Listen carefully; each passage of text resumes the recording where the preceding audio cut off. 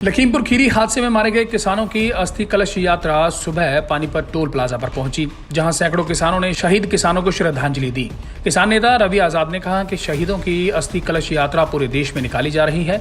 यह यात्रा पानीपत पहुंची है, जो लगभग 30 गाँव का दौरा करेगी और गाँव के लोग शहीद किसानों को श्रद्धांजलि देंगे। वहीं किसान नेताओं का कहना है कि मौजूदा सरकार ने किसानों पर अत्याचार करने के लिए कोई कमी नहीं छोड़ी। लखीमपुर जैसी घटना बीजेपी के ताबूत की आखिरी कील साबित होगी।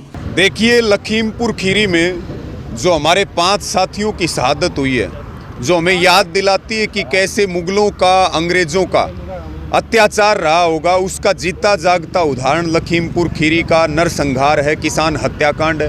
पूरे देश में विरोध कार्यक्रम चल रहे हैं और हमारी जो मांग है गृह राज्य मंत्री की पद से बर्खास्तगी, उसकी गिरफ्तारी, तमाम आरोपियों की गिरफ्तारी और हमारे जो शहीद हैं, जो इस आंदोलन को ताकत देने के लिए, ज़मीन और ज़मीर को बचाने के लिए जो अपनी शहादत दे करके गए हैं। आप देख रहे हैं देश भर में गांव के गांव सैकड़ों हजारों लोग एक एक जगह पर उमड़ रहे हैं और ये जो शहीद अस्थि कलश यात्रा, इनको श्रद्धा सुमन अर्पित करते हुए सब ये संकल्प ले रहे हैं कि अब जो है बीजेपी का पतन निश्चित है और ये जो लखीमपुर खीरी की जो घटना है, ये बीजेपी, आरएसएस और इनके सहयोगियों की ताबूत में आखिरी कील होगी, आखिरी कील ठोकने का काम करेंगे और बीजेपी और आरएसएस को 1000 फुट का खड्डा खोद के दफन करने का काम करके इन शहीदों को सच्ची श्रद्धांजलि देंगे, आंदोलन को ताकत देंगे और आंदोलन को जीत करके इन परिवारों को समर्पित करेंगे। लखीमपुर में मारे गए 4 किसानों के साथ हादसे में जान गंवाने वाले पत्रकार की भी अस्थि शामिल की गई।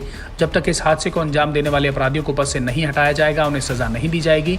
किसानों ने कहा कि उनका प्रदर्शन जारी रहेगा। अस्थि कलश यात्रा जिले भर का दौरा करने के पश्चात सूरज उगने से पहले उन शहीदों की अस्थियों को यमुना में प्रवाह किया जाएगा। ये अस्थि कलश यात्रा जो है, ये जो हमारे लखीमपुर खीरी में 4 किसान शहीद हुए हैं और एक पत्रकार शहीद हुआ है, उनके अस्थि कलश ये लेके सारे हरियाणा में और सारे देश में निकल रही है अस्थि कलश की यात्राएं।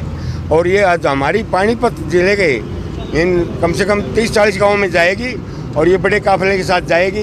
हमारे इधर से शुरू होगी है पानीपत टोल से और पहले बड़ौली, गांजबड़, ददलाना होते हैं, मतलब सारे ज़िले का ये जो ना घुमाव करेंगे और लास्ट में इनको जमुना के अंदर प्रवाहित करेंगे सूरज छिपने से पहले। ठीक है, थैंक यू। हम 2 दिन से ऐलनाबाद में थे, जहां पर करीब 76 गाँवों में अस्थि कलश यात्रा गई है। 4 दिन वहां यात्रा चली है, गाँव में वहां उपचुनाव है और इसी प्रकार से हरियाणा के जिलों में, यहाँ पानीपत में अगर हम बात करें तो आज के 30 गाँव के कार्यक्रम रखे हैं, जहां गांव के गांव अपने किसान शहीदों को श्रद्धांजलि अर्पित करने के लिए आएंगे और इसी